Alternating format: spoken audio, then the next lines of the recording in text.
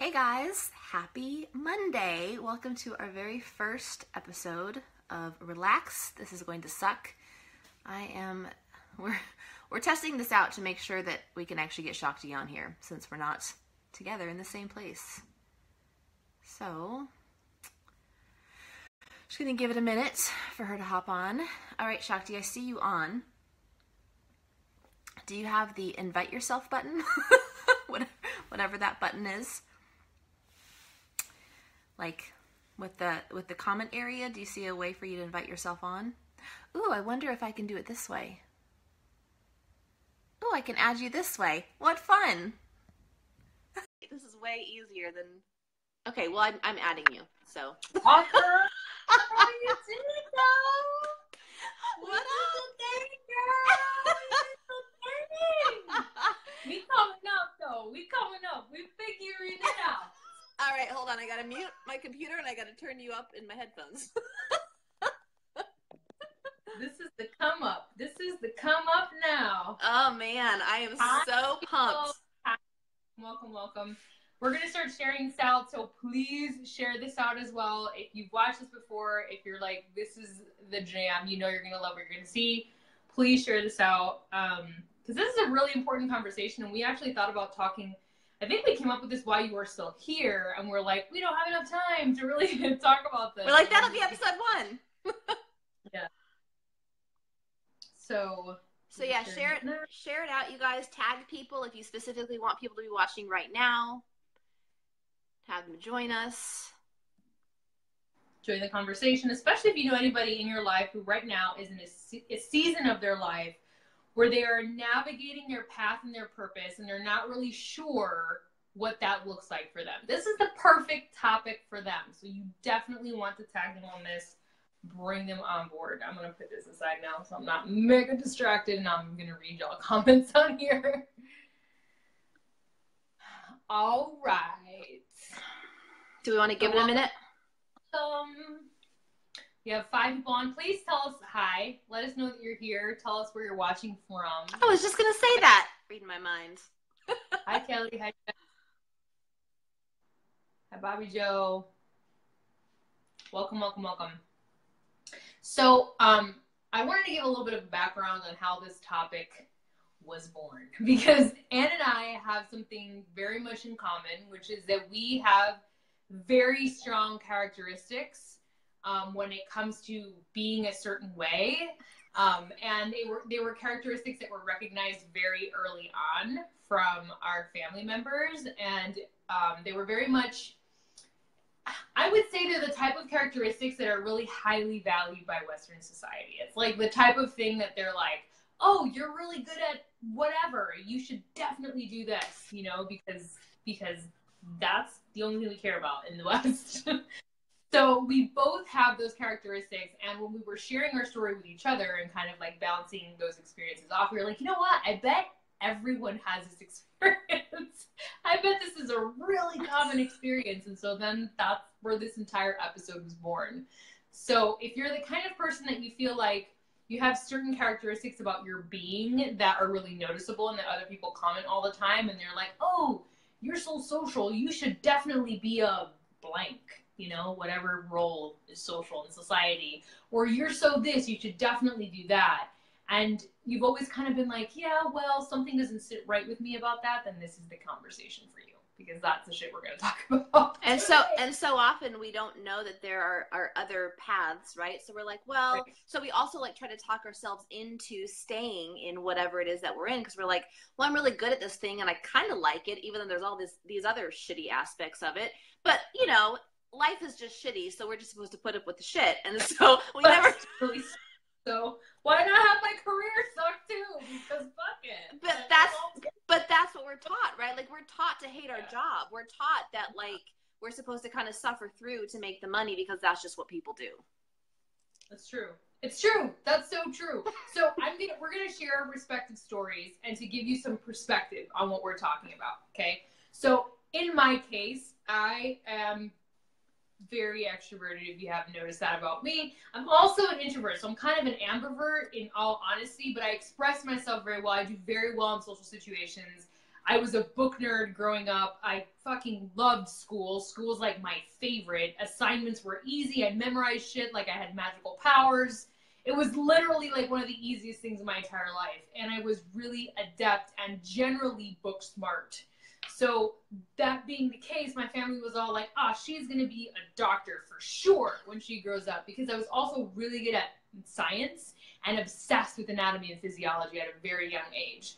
So I bought a medical book when I was like 10. I don't really know what that says about me, but I did that. So I won a prize at a writing contest, and what I did with my prize money was like buy an anatomy atlas that like medical students buy. That's a true story about me. Anyway, they were like, oh yeah, for sure, she's definitely going to be a doctor. And I was really attracted to that career because I love working with people. I love care, like patient care. As a massage therapist who has worked in a patient environment, I loved patient care. I love helping people solve their problems, and I love them helping feel better. Like, that's why I'm a fitness coach, because I love that. That's a huge part of what I love to do. But there was a whole lot of other things that came with that career that did not match me well, like ridiculous hours. You basically have no life as a physician. Your life is your work, and having a family and raising children, which I knew I wanted to do at a young age, was not going to work for me. There's a lot of sacrifice that involved with that career, and that didn't sit well with me. There's also a lot of red tape. Allopathic medicine is very, very different than holistic medicine. There's a lot of bullshit, in my opinion, that comes with that career that I had zero interest in being a part of or navigating my way through. And so it didn't sit well with me. So even though I had all these characteristics that other people looked at and were like, she'd be an amazing lawyer or doctor. Those are the two careers I was handed at birth, apparently. She'd be a great lawyer because she can talk. Well, yeah, that's definitely a qualifier for that. Like, I can talk, I'll be a lawyer, right? Like, but it didn't suit the core of who I am, which is what we're going to go into in this conversation. It didn't suit the type of person that really needs time to like relax, because I'm so high intensity all the time. Being in an environment that would constantly be that would fry my nervous system. It didn't serve the part of me that's very holistic in nature. It didn't serve the part of me that's really spiritual and really into things like dharma and ahimsa and the study of spiritual principles. That it just didn't fit. It didn't, the environment that I was being put into based on these characteristics did not match who I felt I was at my core. And so that tension of opposites created a lot of distress in me for a long time. And eventually I chose against it, which is why I did not follow either of those paths. And Anne will share her version of this, because this is very interesting. She actually went in that direction. So this is kind of like a twist. Yeah, so I'm going to give a little bit of a backstory. I didn't know exactly where I was going to start with the story, but, you know, this is on the fly. So the background of my education is that, so I came from a family full of teachers, right? My mom's a teacher, my stepdad's a teacher, my grandma was a librarian. Like, we were a family of educators. And so I enjoyed being in the classroom. Like, ever since I was a little girl, I would visit my mom in the classroom, and like, I wanted to help her in the classroom, even when I was the same age as her students and wasn't really helping, but I still badly wanted to be in there. And I thought I really enjoyed being in the classroom, right? And so, but then like over the years, for whatever reason, economics was calling my name. And so I majored in economics as a freshman at the University of Iowa. And my freshman year of college, I flunked out. Turns out you're supposed to go to class, if you didn't know. Turns out. Success in college. So basically, University of Iowa asked me not to return the following year. And so I ended up moving to Florida, to Gainesville, and I couldn't start out at UF. Obviously, UF wasn't going to take me as a flunk out, but I didn't know what to do, right? Like, I knew that economics was not what I want. There's a reason I flunked out, right? Besides the constant partying. But economics was clearly not it. And so I didn't know what else to do. And it was kind of one of those, well, I come from a family of teachers and I like kids, so I guess that's what I'll do. What else do you do when you're like, this makes sense, and this is what I'm good at, and I like these aspects. I didn't know what it was going to actually be like being in the classroom. And so I, went through college, got my bachelor's in special ed and my master's in early childhood, and I became a teacher. And there were pieces of it that I really, really, really enjoyed. I mean, I'm a teacher at my core. There's a reason I now do what I do. And I loved kids, and I thought that I wanted kids. So it was all these things where it's like, I'm really good with them. Like it's a really strong skill set that I have. But over the years, I really struggled being told what to do. You guys who know me know that does not sit well with me. I really struggled with not being able to, I was thinking outside the box, but I wasn't able to actually act upon what I was thinking on, right? And everything that I was wanting to do was always students first. It was always, always, always. And I felt like the direction that education was going, it didn't jive with me anymore. I felt like I couldn't really be myself in the classroom. And I moved from state to state. Didn't matter what state I was in, didn't matter what grade I was in. I didn't enjoy being in the classroom, and I was coming home every single day bitching about what I was doing. But I was finding this kind of like disconnect, because I was like, I love the kids. Like I had such a deep connection with the kids, and I loved in the moments where I could be myself. There were moments for any of you guys who have worked with me when I just start to teach and I just flow and I'm channeling. Like I was, everything that you see is how I was in the classroom. And I would have people come in, like my parents would come visit me in the classroom, and they'd be like, you're a genius. Like you're a genius with these kids. You're so good at what you do. But there was always a piece of me that felt like I don't want to retire as a teacher. Like this isn't my calling. And so my third place that I taught in was in Chicago. And I know that we're going to talk about contrast, but I want to bring this up because it's obviously a piece of my story that I had been a teacher for 7 years. I had jumped from place to place. And in my final year as a teacher, I didn't know it was going to be my final year, but in my final year as a teacher, there were school closures in Chicago. There were 50 school closures. And I ended up losing my job because the school that I was at shut down. And I tried everything I could do to get back into the classroom, not because I loved it that much, but because that's what I had always known to do, right? And I sent out resume after resume after resume, and I went on interview after interview after interview, and I knew that I was good at it. Like I went in so confident into every single interview I went in, and I was like, I was just baffled. Every single time I would get turned down, I was baffled, and I was like, what the fuck? Like they're stupid to not hire me. Like I had that level of confidence, right? I was like, you're stupid to not hire me. Like you don't even know how I am as a teacher. And it really became very apparent that I was too educated, I was too qualified, I was too expensive. I was too expensive to hire back. Obviously, they never told me that, but I knew it, right? I was too expensive to hire back. And so it was at that point that I became a nanny. And again, it made sense. I'm really good with kids. But it was like there was a piece of me that always felt like I couldn't really be myself. I obviously had to tone down the language working with toddlers. And working with other people's toddlers, maybe if they were my own. But, I really had to tone it down. I felt like I had to always mute myself, And I just felt like I was constantly hiding who I was. And I knew, again, like, I don't want to retire as a nanny. This is not my calling. And so it was at that point, right, that becoming an entrepreneur really kind of fell into my lap. But that's my story. It's interesting, when you sharing that piece of your story about being turned down. So a piece of my story I didn't share is that, so I've been a massage therapist for 6 years, and part of that, my leap in judgment of becoming a massage therapist was eventually becoming a DPT, or a doctor of physical therapy, because again, obsessed with anatomy, obsessed with kinesiology, which I am.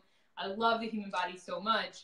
At that time, what made sense was go get your DPT, right? So when I was in South Florida, I moved back to South Florida after being in Gainesville for 7 years. I went to go apply to the DPT program, and I am like super overqualified as a student. Let me just tell you that right now. My graduating GPA from UF was ridiculous. My records are ridiculous. Like, you'd be stupid not to put me in your school. You know what I mean? Like, I'm super, super qualified. I'm an amazing student. And I know that about myself, and I was super confident. And it was like closed door after closed door after closed door after closed door, getting into a freaking DPT program. And that was so telling. And that's kind of like the first drop point I'm going to say right now is like, you heard it now from Anne's story and from mine, that if you are like really trying to do something in your life, like go in a certain direction, that deep down you're like uncertain of, but you're still following that direction because it makes sense. And you're being met with closed door after closed door after closed door. That is a freaking sign. Like the universe is literally slamming doors in your face, so you will not do the thing. Like, that is what's happening. The universe is like, no, bitch, no. No, no. Go home. That's what the universe is trying to tell you. And Anne and I are like, no, we know better. We know better. And then we don't. That's the truth. That's the truth. So if this is happening to you, pay attention. Pay attention to the closed doors. It's not accidental. It's not a coincidence. It's happening for a reason. You're being redirected. And you might not know where the redirection is yet. But it's happening for a reason. Kelly's laughing. It's true. It's true. It happened to both of us. And I just wanted to include that in my story because it's very much what you said. Like, I was like, well, this makes sense. Like, this is what I'm doing. I'm a great massage therapist. I know that about myself. I have a really unique skill set. Just the way that I present my body work. I know that I would be great with patients. I have no doubt that it would be life-changing. It also wasn't where I was supposed to be helping people the same way like you in teaching. Like I am doing that now as in a different capacity with nutrition and with fitness, and that feels good to me. That fits the core of who I am. And the entrepreneurial part, yep, which you mentioned as well, also fits us very well because something Anne and I share is a desire for freedom. Time freedom, travel freedom. These are freedoms that were really core to who we are. And as time went by, we discovered, wait, that's like a huge value for me. And if I become a medical physician or stay as a teacher, I have a limitation on my time. I literally am not the owner of my own time. And that was something we were not willing to do with. So becoming an entrepreneur was a very natural extension of who we are, a core value that we shared. So I think it's time to talk about core values. Yeah, well, I just wanted to add in there too. I mean, as a teacher, like I always felt like, God, am I being selfish? Like, am I being unrealistic? Because as a teacher, we have winter break and we have spring break and we have summers. Now, don't get me wrong. Anyone who is out there who's a teacher, you know, those breaks are not really your breaks.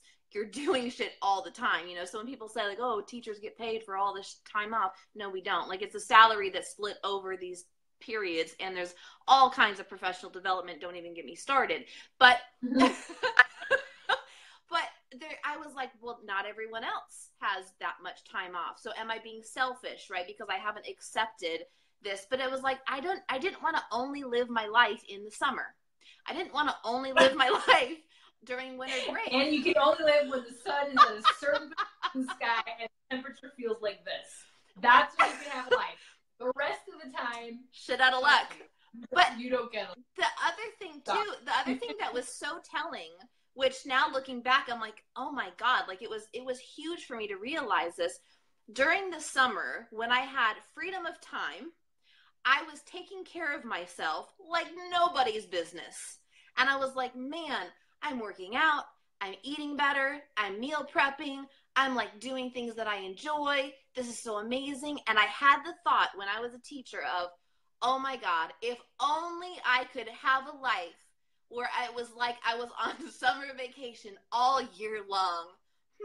If only that were possible. If only there were a way to make that enter being an entrepreneur. Right. Oh wait, that is a thing. And it's not to say, if you're out there and you're like, I really don't want to be an entrepreneur, this is not to say like you should totally be an entrepreneur, but pay attention to what you're thinking of, like, if only I could do X, if only I could do, if I could keep this but tweak it in this way. Whatever thoughts like that you're having, it's possible. It's totally possible, but you have to pay attention, like Shakti said, looking at which doors are constantly being closed and your reaction or non-reaction to the contrast, right? So when doors are being shut, what's your first thought? Are you asking, oh, why me? God, this shit always happens to me. Why is it so easy for everyone? Are you going into victim mentality? Or are you saying, wow, this must be trying to tell me something. Let me take This is the third door week. I wonder what's going on. Yeah, let me take a look at this. Either I have really bad karma with doors or something's going on. Something's up. I mean, that's everything you said is exactly true. It's not like, maybe freedom is not as core of a value for you as it is for us. So being an entrepreneur and the risk component of being an entrepreneur, which is a really real component of entrepreneurship, I'm just gonna throw that out there. Like, you gotta be willing to risk some stuff because there's some risky business and it gets real uncomfortable real fast. But that being said, we were willing to do that because freedom is such a strong core value for us. But if that's not like your thing, but there might be something else. If you're waking up like dreading your experience of life, pay attention. Pay attention to that. That is not something you have to accept. I'm just going to say that. You do not have to accept waking up and dreading your day or dreading your job. That is not your fate, and that is not something you have to be okay with. Nope. I'm going to say that.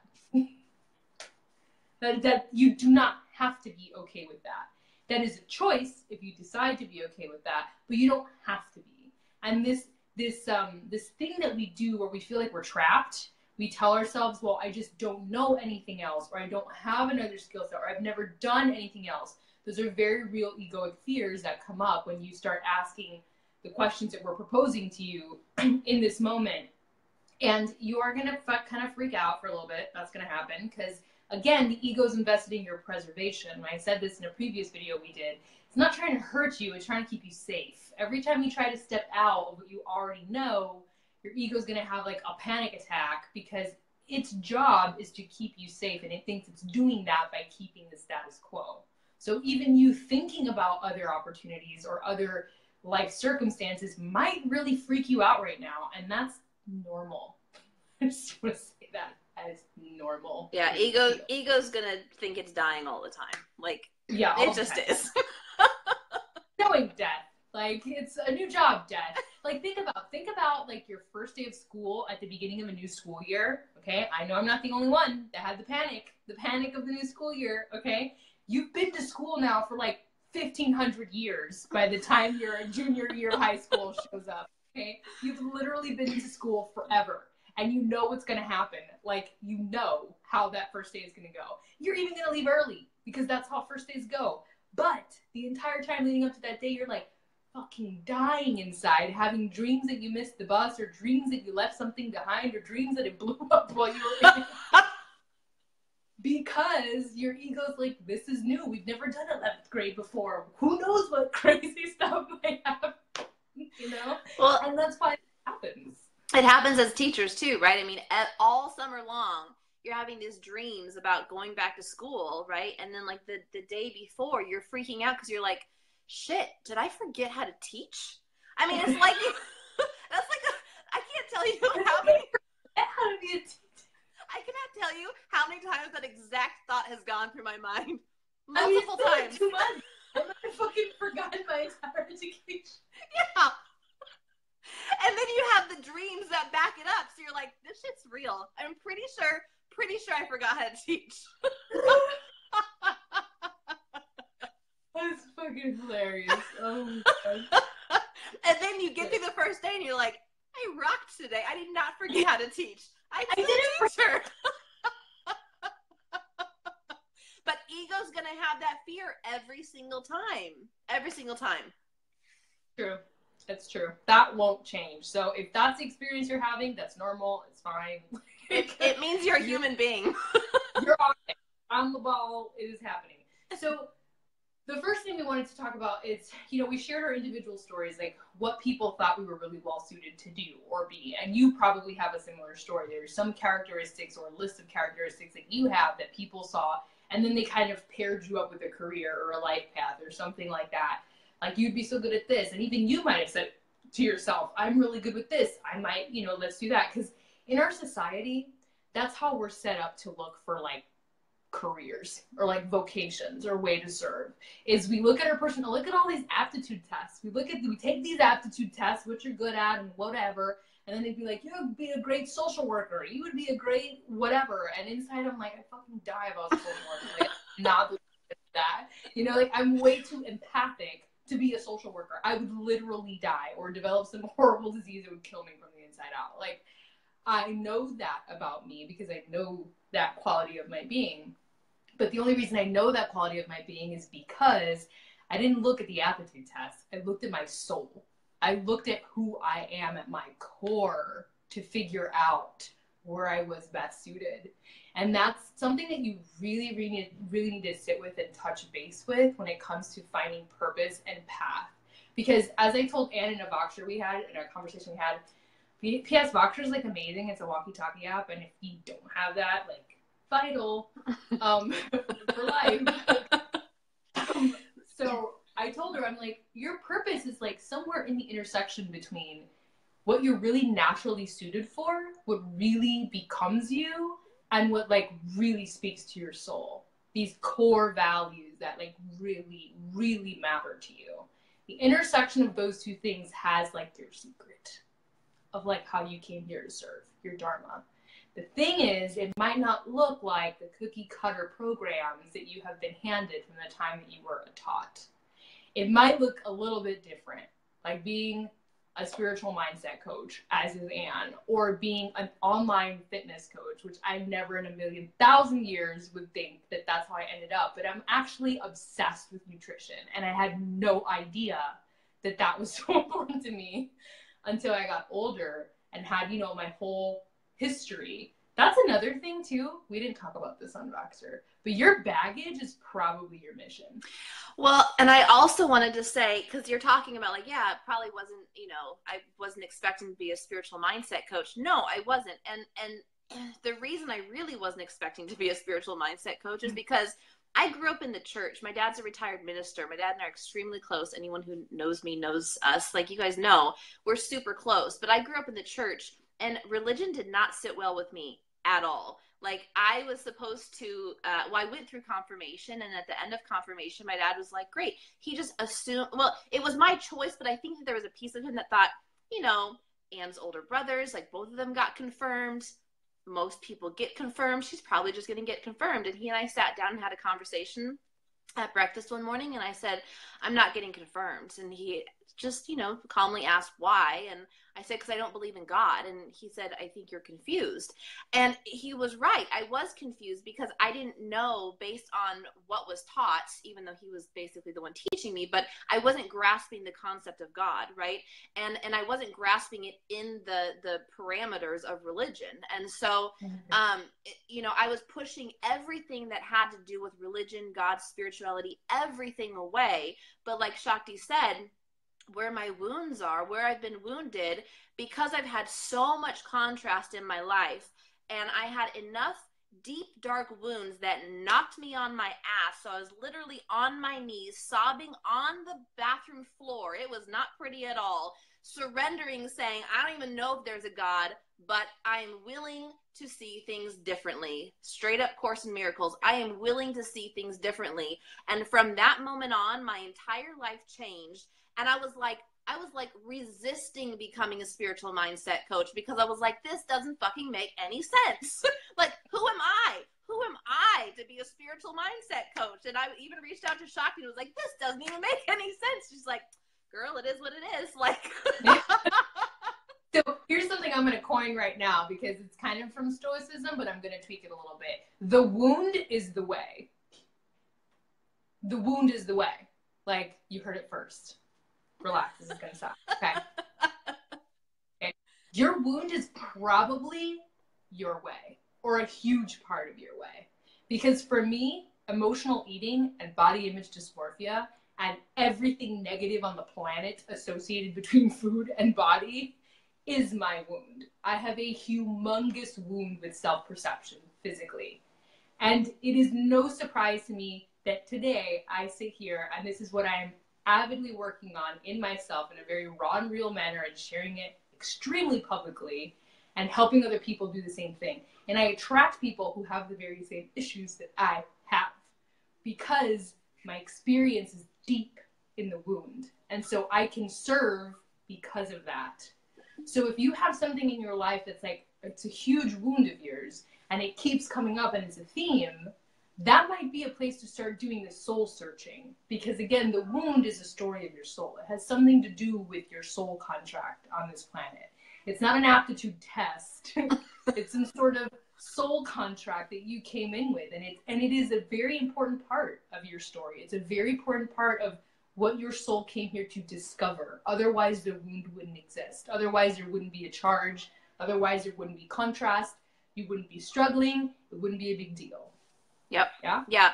Because so often we look at our wounds, we look at where we struggle, and Shakti and I have very similar pieces to our story when it comes to our health, when it comes to emotional eating, emotional drinking. Those are areas of my life that I've worked really hard to get through. Same thing with relationships. We work a lot with relationships because codependency, for me, it was anything. It was because codependency is not just with relationships, right? So I was codependent with relationships. I was codependent with money. I was codependent with food. I was codependent with alcohol. Basically addiction,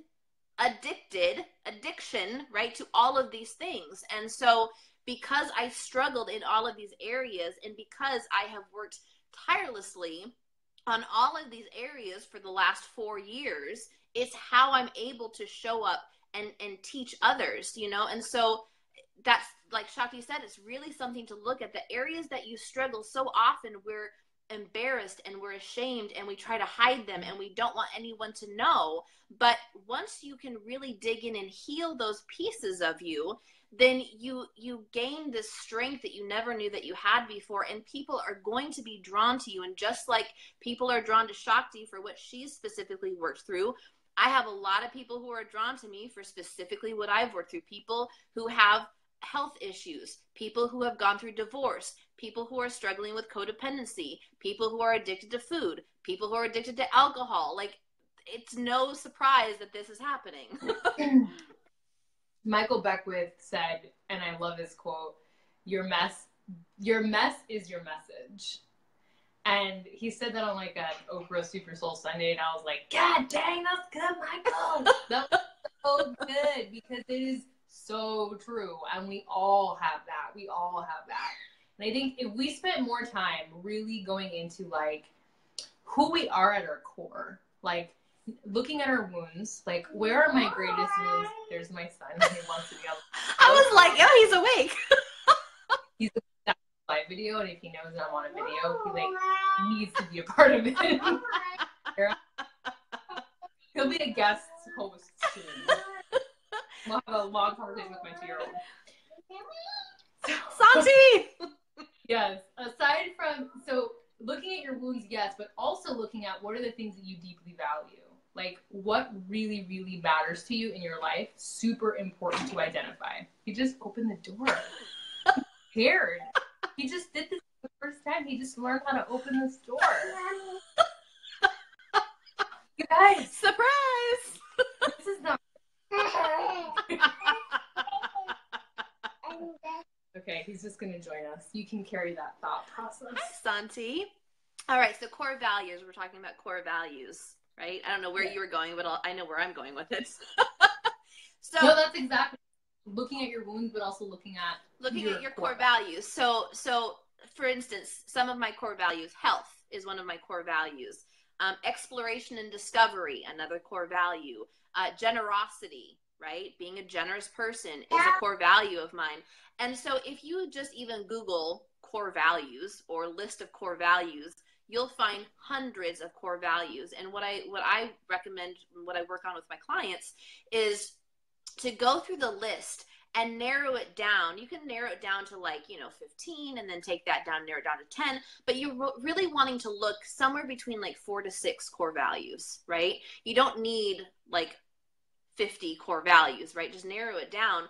But by looking at that, you're going to see what it is that you really value. And the cool thing about the core values also is that there are some of them that you might think that you, let's say you have a list of 10, right? And you're like, oh, I don't know how to dwindle it down from 10 because I do actually value all these things.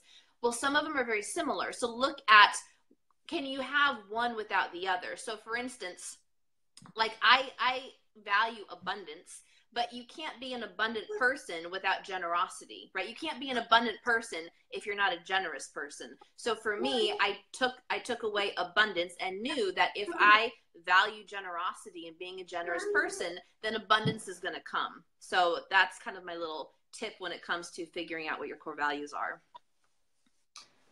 Brilliant. Thank you for sharing that. I don't really have like a textbook definition for core values because I never Googled it. It was literally something I was just like, oh, core values. These are the things that I found in my core.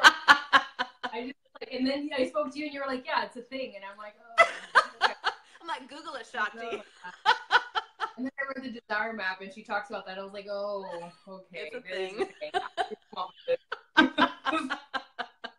But I do think, coming from someone with my career, I never did the thing where I went in a direction I thought I was supposed to and then was not happy. I didn't do that with my career, but I did do it with relationships. And so this conversation that we're having it applies to everything. We talked about path and purpose, but it really also can be applied to relationships. And if there is someone on the planet who has been in relationships that did not serve her, it was I. And I'm fully aware that there are soul contracts, and you're probably thinking the same thing, like, Lord, was I in the relationships that I did not have any business in being in?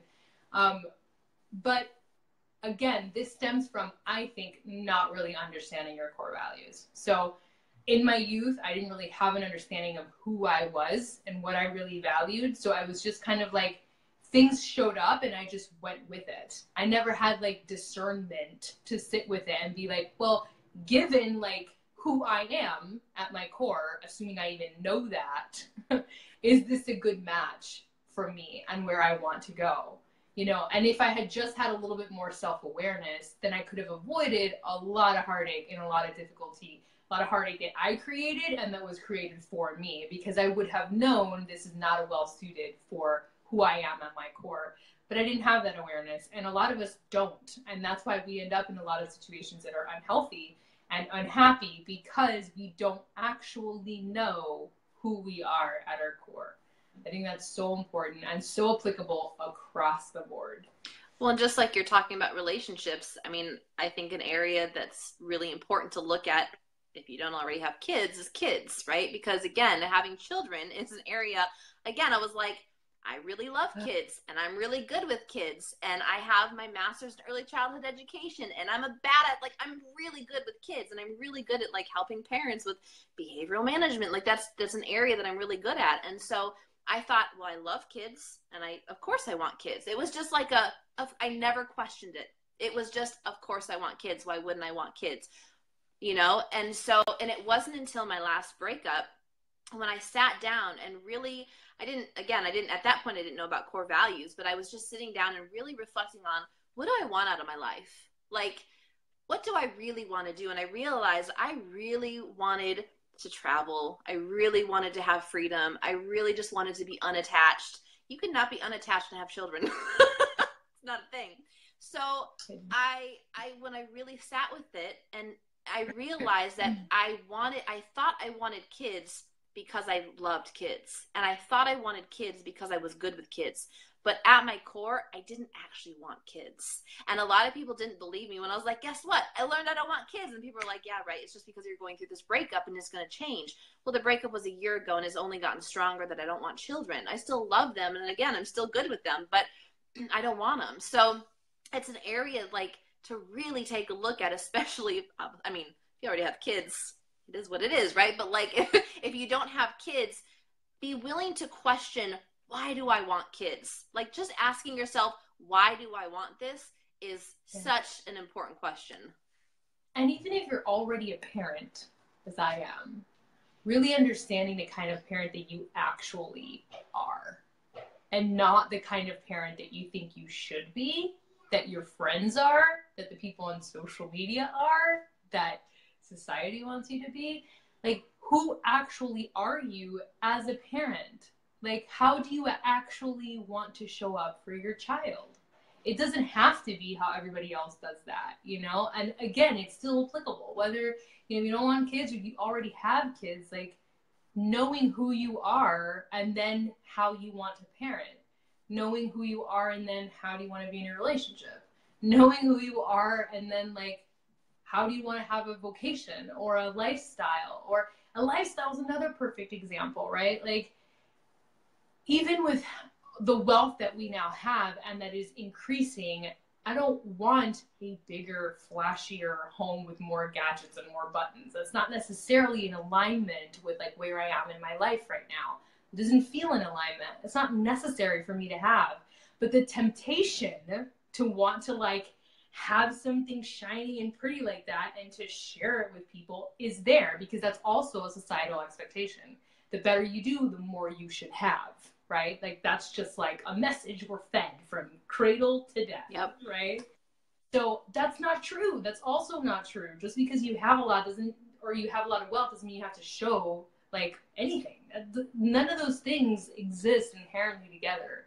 And so I think really what Anne and I are encouraging you guys to do is really sit with who you are. Like, what are the things that you truly value deep down in your being? And also, how do you show up in the world that's most comfortable for you? And then take a look at those two things and use it as a roadmap for everything. Everything. How do you go from wanting to achieving? You mean, how do you go from having a desire to completing a desire? Is following a roadmap I just gave. Right? Because I mean, before you even know it's a true desire, because there's two types of desires. There's desires of the soul, and then there's desires of the ego, desires of the mind. Okay? So before you even know, the only ones that are really going to fulfill you, first of all, are the desires of the soul. Those are the ones that are really going to feel good when you hit them, when you achieve them. If they're coming from the mind, because you think you should want them, or because you imagine once you have them, you'll actually feel better about your life circumstance, it's not going to make you feel any better. And it's going to be a lot harder to achieve. You're going to have to give up a lot and struggle a lot to get there, because that's out of alignment with who you are and the rhythm that is your life. You want to add to this? I feel like this is yeah, I mean, anytime, if you just ask yourself, why do I want insert anything? Why do I want the relationship? Why do I want the money? Why do I want the job? Why do I want the house? Why do I want anything? If any of those things, if any of the answers is to be happier, or to feel a certain way, or to appear a certain way, not good, guys, because here's what happens, and I'm going to tell you just straight from my own personal experience. Here's what happens when you become, again, codependent, wanting the money, wanting the relationship, wanting whatever to make you feel a certain way. You make that thing your source.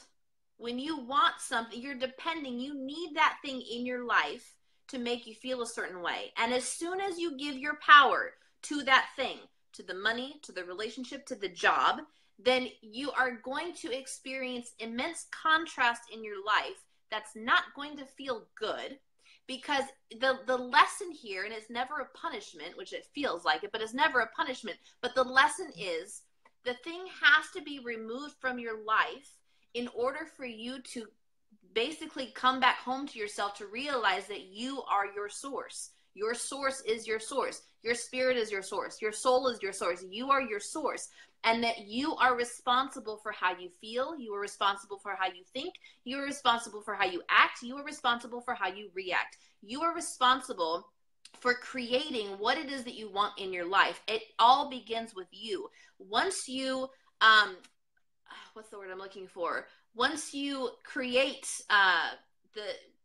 within you, the words aren't coming, but once you create within you how it is that you want to feel, then the things can come to you, because your outer world is only ever a reflection of your inner world. So if you're wanting something to look or feel a certain way outside of you, you have to go within first and cultivate. That's the word I'm looking for. You have to cultivate it within you first. And yeah. So how you actually achieve a thing is by cultivating the emotion that thing you would imagine would bring you. Now, the problem is when your desire is an egoic desire, it's very hard for you to feel an emotional attachment to the desire. It doesn't feel organic. It feels like, well, I want this because then I'll feel better, or I won't stress about bills, or I won't feel so lonely, or I won't. That's not really a positive emotion. It's not a strong pull on why you are wanting to call something into your life.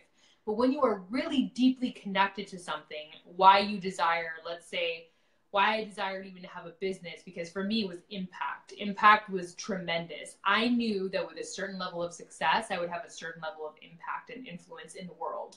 And that is what I wanted. I wanted to be able to impact the world with my personal ideologies and beliefs and to help serve.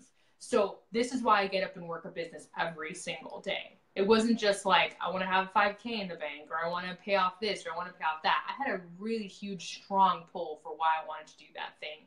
And it was very emotional for me. It got very emotional real fast. So once you have that desire and you're engaged with that emotion of what the thing is that you're pulling for, then you start what Ann dubs the whispers of the soul, following the whispers of the soul. And that's where knowing who you are and listening to the signs like, every door is getting closed in my face, or this random person stepped into my life and offered me this, or I got this message today and this happened. Like, listening to those little things and allowing it to kind of guide you is what leads you to accomplishment and achievement of the soul desire. But you've got to make sure first and foremost that your desire is clicked into your being, like the core of who you are, and not just something you imagine will feel good when you have that. Yeah. And I feel like money is such a simple one to teach about, because we've all been there, right? And we all have some sort of desire for more money, but asking yourself, why do I want more money? If the reason you want money is because you think that with the money is going to come a sense of relief or security, you're bullshitting yourself. Because I can, again, say from personal experience that whether I had a negative bank account or a bank account with multiple, 4 figures in it, the amount of stress was capable in either scenario, right? And actually, I will tell you, and I had other coaches telling me this, and I was like, that's not a thing, but it is. I've experienced it now. When you have, let's say, 4 figures in the bank account versus $20, it feels like less risk if you drop from $20 down to $0 versus 5K down to $0. The gap is so much bigger, right? So ego freaks out even more. Ego wants to lash on even more when you have more in your bank account, because the ability to lose is so much greater. And so it's so important that you find the stabilization within you, right? And not allow the money to make you feel a certain way in order to find that stability. It's so important. In other words, the thing that you desire has to be a natural side effect or consequence of the feeling. It cannot be the sole focus of what you desire. It just has to be a natural side effect. And I'll give you the example with weight loss is the same thing, because it's true for me, right? Like, I am right now probably the fittest I've ever been in my entire life. I'm talking about the 30 years I've been alive. This is it. This is peak performance for me, okay? And I still look in the mirror and struggle to accept certain parts of my body, because it does not matter a rip what my external is telling me. It's an internal process, which is why as a fitness coach, what I'm connected to is helping you get disciplined and focused with a routine in your life, because everything comes from there. When you get into the routine, when you get into the discipline, when you start appreciating your body and starting a dialogue with your body, a conversation through movement, as I like to call it, and you start to gain respect for her or for him and appreciation, then that to me is the feeling of success. That deep sense of appreciation for your body is what we really want. It's not the losing of the 50 pounds. It's the deep appreciation of the body, to be able to look at yourself and really appreciate what you see.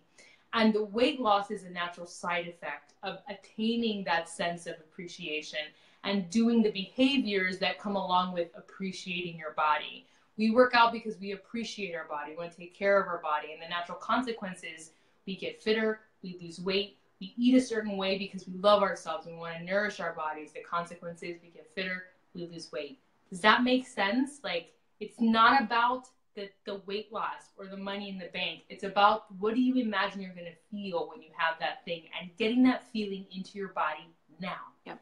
Right now, and letting it flow from there.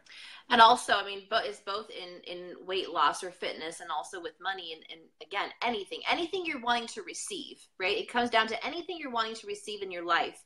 it all boils down to, in order to be open to receiving anything, whether you're wanting the fitter body, whether you're wanting the money, whether you're wanting the relationship, whether you're wanting the job, anything you're wanting to receive, it's at the same vibration as love. So you have to be in the energy of love. You have to be open to receiving love.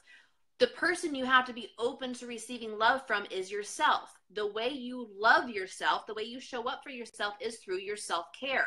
So if you're wanting to receive anything in your life, you have to be open to receiving love from yourself through self-care, which shows, or which comes up through exercising, nourishing your body, meditating, like taking care of yourself on a body, mind, and soul level. Once you're showing up for yourself consistently in all of those areas, then you're at the energy to be open to receiving everything you're wanting.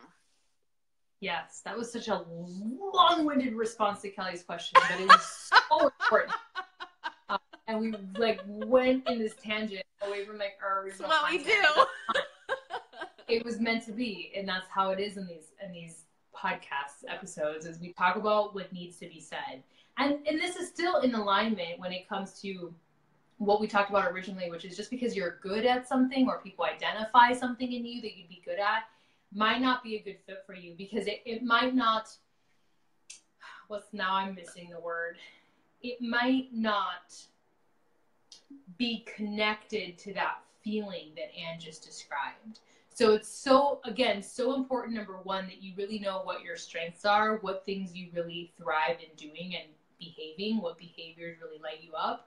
Number two, what are your core values? What do you deeply, deeply, deeply know about yourself to be true? What are like 10 or 15 things that as Anne mentioned, that you know are unshakable truths about who you are? And number three then comes into like knowing your core desires as a result. Kelly was needed.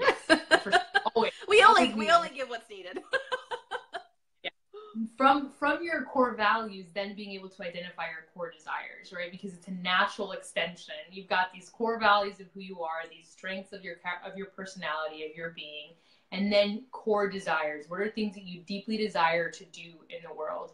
I shared my example of impact. One of my core desires is to be an influencer in this world for good, for positive change, for kindness, for compassion, for self-awareness, for self-love. So I position myself now in my life to be the living example of that and to share that publicly, because that is a core desire of mine. And getting up every day to work for that or to work towards that is not hard, because that is deeply rooted in who I am. But if it wasn't, it would be really fucking hard to wake up every day and show up for my business. So it all ties in. This is all really the same conversation. And I just broke it down to you in steps. So hopefully that's helpful. Always. Steps are always helpful. Yes.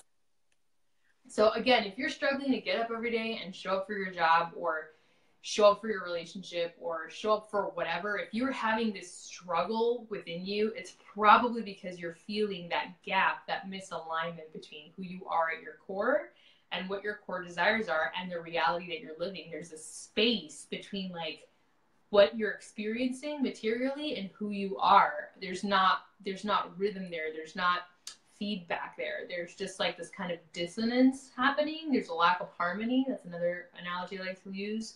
There's a lack of harmony. It's like kind of when you hear like a wrong note in a song, or someone sing off pitch and you're like, ugh. You know, and that thing happens. That's what's happening in your life. You're hearing that off note, that off pitch, and it's bothering you. And that's where you need to figure out is, okay, where is the dissonance?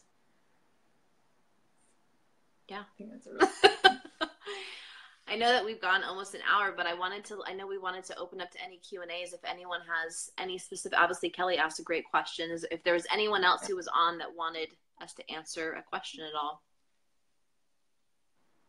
you can always comment below this video, of course. And if you're watching a replay and you have a question, please feel free to drop it and we will answer it to the best of our ability. Probably not as long-winded as we do on camera, but we will write you a response for sure. And you can always feel free to send us a message, or we will also include, we have an email. Yes, we do. If you want to Our email, we have an email. It is relax.and.shakti@gmail.com. So I'll post it below also. Share in the comments, and that's a great place for you guys to reach out as well. If you maybe don't want to leave a public comment because we understand what you'd like to write to us personally and have us give you a response, either from both of us or one of us or whatever, and just get the feedback you need. If you did receive a lot of value from this video, please share it out. Please share it with your community. We are on a mission here to raise awareness as much as possible and to bring light into these darker and uncomfortable places, hence the name of the podcast. Relax, this is going to suck, because life is hard and it gets hard sometimes, and that's some of the seasons that we're in life at times. But just because difficult things happen and hardships happen doesn't mean that we have to tense up and resist everything that happens in our life. We can actually choose to relax into the experience and have curiosity and openness about it, and thereby discover goodness in the experiences that we live and really important lessons that we would otherwise miss. So that's the entire concept behind the name of the podcast and these weekly sit downs that we get to have with you guys. And I think also too, I mean, Shakti and I have talked about how we haven't always had the mentors, you know, going through certain moments. And a lot of times it can feel really lonely, right? Especially if your friends don't understand and your family doesn't understand and your partner doesn't understand what it is that you're going through. It's so helpful just to even be able to hear other people say, yeah, I've been there, and yeah, it sucks, but I promise you that there is a light at the end of the tunnel, and I promise you it's getting better. And that's what we're here for, is to really laugh with you.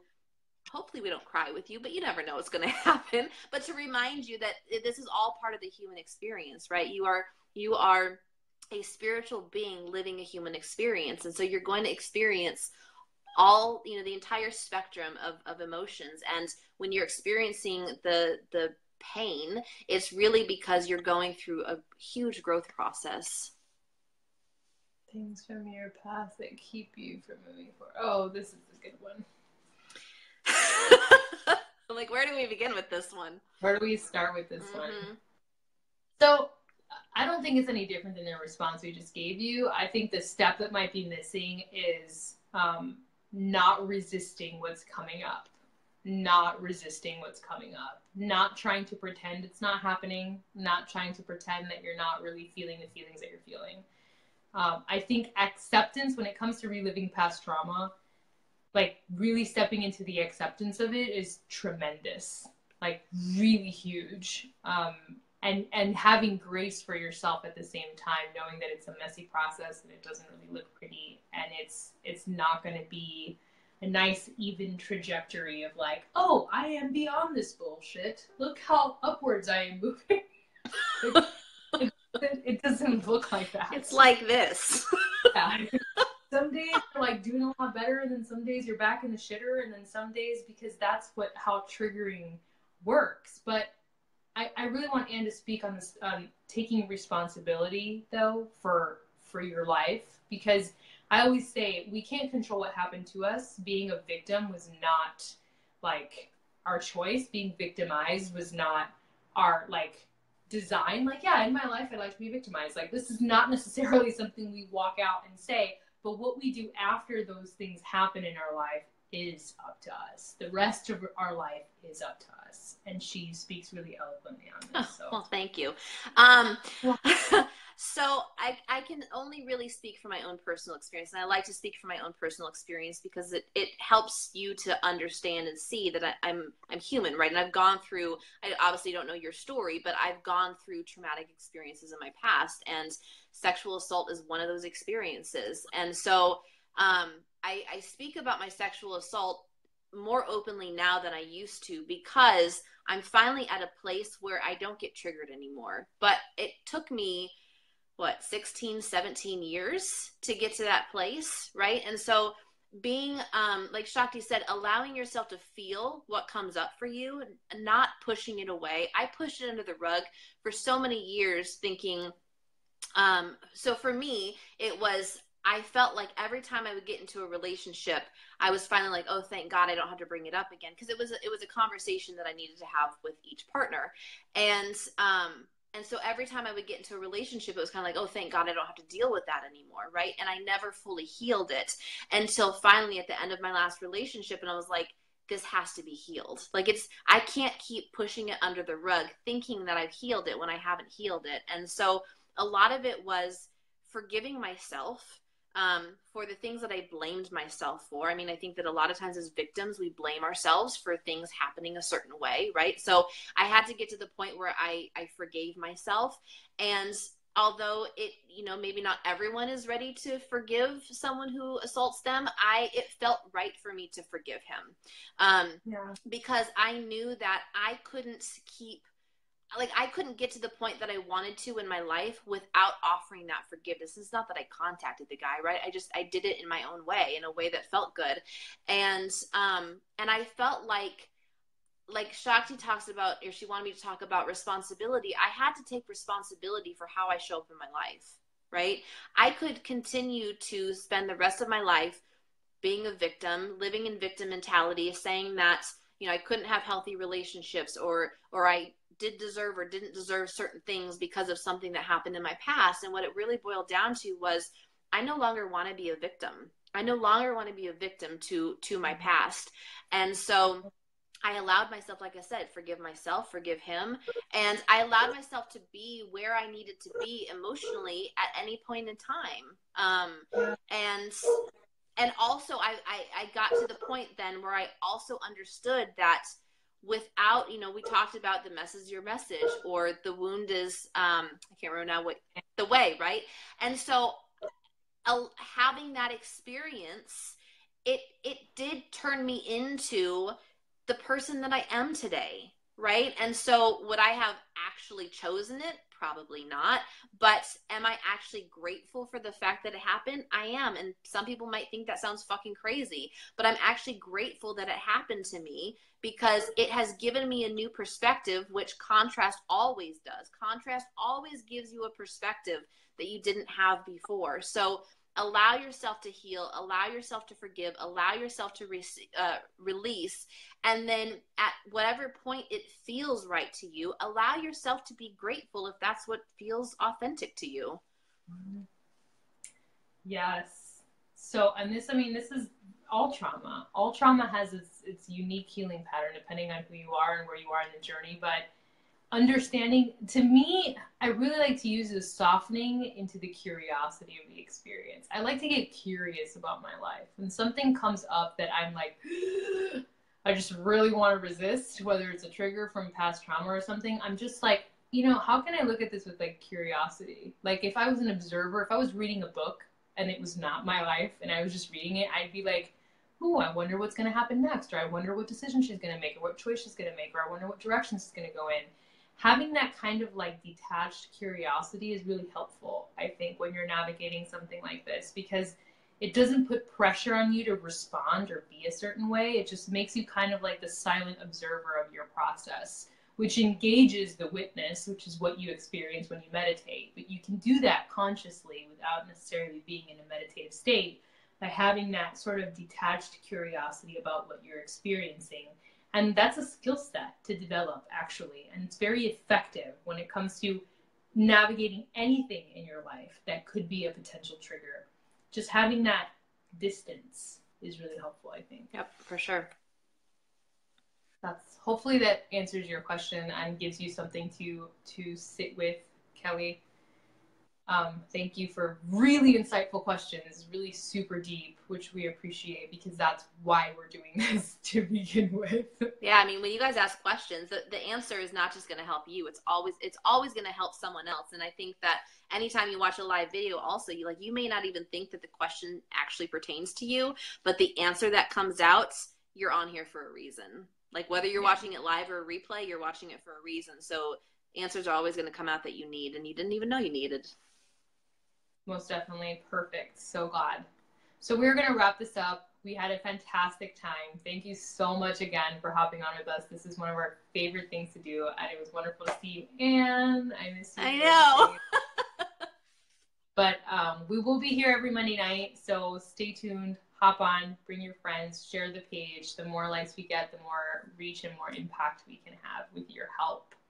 So again, our email, we're going to post in the comments. If you have anything you'd privately like to message us, please feel free to email us and we'll get right back to you. Yep. All right. Guys. Thanks for hopping on, guys. Chat with you next week. Bye. Bye.